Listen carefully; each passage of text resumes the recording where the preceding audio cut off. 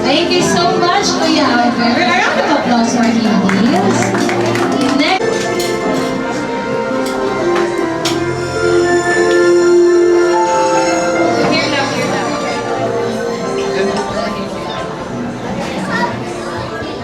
Hello, Jenna. Happy birthday. I know my verse is late, but it's Mark 10:27.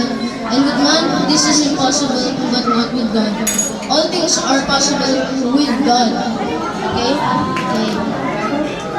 Do you ever feel scared sometimes? Yes or no? Yes. But according to the Bible in Isaiah 41:10, God says, "Do not fear, for I am with you." Okay? Happy birthday, Gianna. You've been my friend for a while, but here you go. Thank you so much, Pastor Ezekiel. I'm so sweet. Let's have a picture. Please bless me later, okay? Alright, next up, I would love to call on stage.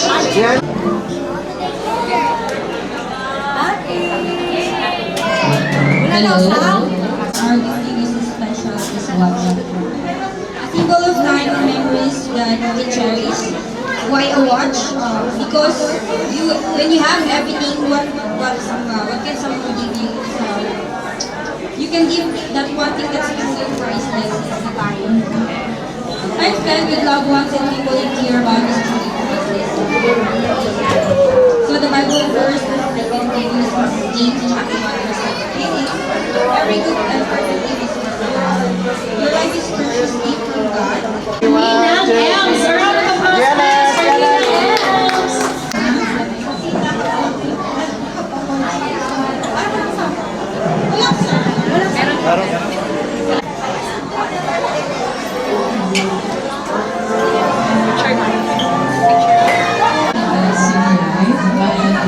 Study hard and continue to love your parents, to love and respect your